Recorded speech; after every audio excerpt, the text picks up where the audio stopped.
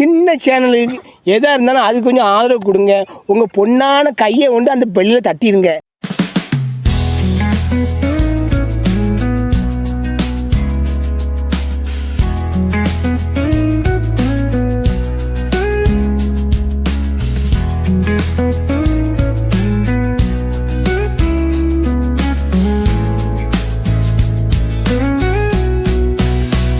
Welcome to Kanjasoru channel. நம்ம சேனலில் இன்றைக்கி என்ன வீடியோ பார்க்க போகிறோன்னா, மீல் மேக்கர் வறுவல் தான் பார்க்க போகிறோம். இது வந்து பார்த்தீங்கன்னா சிக்கன் மாதிரியே இருக்கும். எப்படி செய்யலாங்கிறத பார்ப்போம் வாங்க. 2 டேபிள் ஸ்பூன் ஆயில் ஊற்றிக்கோங்க. ஆயில் நல்லா ஹீட் ஆகிடுச்சு. அதுக்கப்புறம் வந்து பார்த்திங்கன்னா கடுகு, சோம்பு, ஜீரகம், கருவேப்பிலை, ஒரு பட்டை, ஒரே ஒரு வந்து லவங்கம், இது எல்லாத்தையும் நம்ம ஆட் பண்ணிக்கலாம். இது எல்லாமே நல்லா பண்ணோன்னா வெங்காயம் ஆட் பண்ணிக்கோங்க. வெங்காயம் வந்து பார்த்திங்கன்னா ஒரு வெங்காயம், இது எல்லாத்தையும் நல்லா கலந்து விட்டுருங்க. வெங்காயம் ஓரளவுக்கு நல்லா சுருண்டு வந்துருச்சு. இந்த ஸ்டேஜில் இஞ்சி பூண்டு 1 ஸ்பூன் ஆட் பண்ணிக்கலாம். இந்த இஞ்சி பூண்டோட பச்சை வாசனை நல்லா போகணும், அந்தளவுக்கு வணக்கி விட்டுருங்க. இஞ்சி பூண்டோட பச்சை வாசனை போயிடுச்சு. இப்போ நம்ம தக்காளி ஆட் பண்ணிக்கலாம். தக்காளி வந்து சின்ன தக்காளி இருந்தால் 1 ஆட் பண்ணிங்க, பெருசாக இருந்தால் ஆஃப் மட்டும் போட்டுக்கோங்க. இதுக்கு தக்காளி அதிகம் போடக்கூடாது. இப்போ இந்த டிஷ்ஷுக்கு தேவையான அளவுக்கு உப்பு ஆட் பண்ணிக்கலாம். As per your taste. நம்ம உப்பு வந்து போடுறதுனால இந்த தக்காளி சீக்கிரம் வணங்கும்.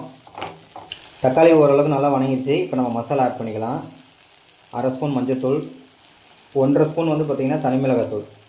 நம்ம போடுறது இந்த ஸ்பூனு, ஸோ பார்த்துக்கோங்க. பெரிய ஸ்பூனாக இருந்தால் 1 போட்டுக்கோங்க. அதுக்கப்புறம் வந்து பார்த்திங்கன்னா 2 ஸ்பூன் வந்து மல்லித்தூள். ஸோ இந்த மசாலாவோட பச்சை வாசனை போகணும், அந்தளவுக்கு வணங்கி விட்டுருங்க. மசாலா நல்லா வணங்கிடுச்சு. இப்போ வந்து நம்ம மீல் மேக்கர் ஆட் பண்ணிக்கலாம். நம்ம வந்து பார்த்திங்கன்னா தண்ணியில் ஒரு 1/2 hour நல்லா ஊற வச்சு பச்சை தண்ணியில் இந்த மாதிரி பிச்சு பிச்சு குட்டி குட்டியாக போட்டுருவோம். இதை நம்ம அதை ஆட் பண்ணிக்கலாம். மீல் மேக்கர்லேருந்தே லைட்டாக தண்ணி விடும். ஸோ அதை பார்த்துக்கிட்டு நீங்கள் அதுக்கேற்ற மாதிரி தண்ணி ஆட் பண்ணிக்கோங்க. இப்போ இது எல்லாத்தையும் நல்லா கலந்து விட்டுருவோம்.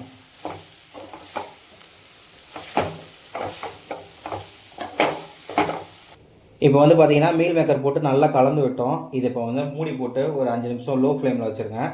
நம்ம ட்ரையாக வணக்கும் போது இதோட மசாலா வந்து பார்த்திங்கன்னா அதோட மேலே தான் இருக்கும். இதுவே கொஞ்சம் லைட்டாக தண்ணி தெளித்து வணக்கும் போது இந்த மசாலா வந்து எல்லாமே இது வந்து இந்த மீல் மேக்கர் வந்து அப்சர்வ் பண்ணிக்கும். ஸோ அதனால் லைட்டாக தண்ணி தெளித்து இது பண்ணிக்குவோம்.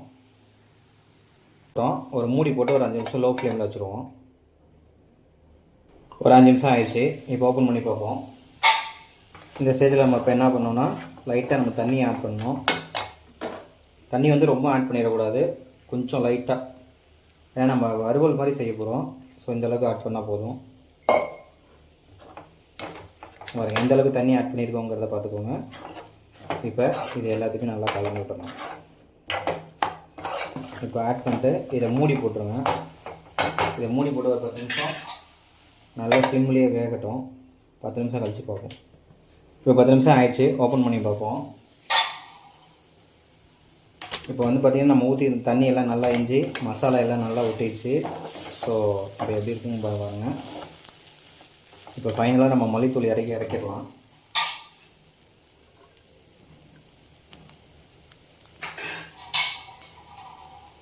இது வந்து பார்த்திங்கன்னா சிக்கன் மாதிரியே இருக்கும் சாப்பிட்றதுக்கு. ஸோ நீங்களும் இதே மாதிரி ட்ரை பண்ணி பார்த்துட்டு எப்படி இருக்குங்கிறத கமெண்ட் பண்ணுங்கள். நன்றி, வணக்கம். மீண்டும் அடுத்த வீடியோவில் சந்திப்போம்.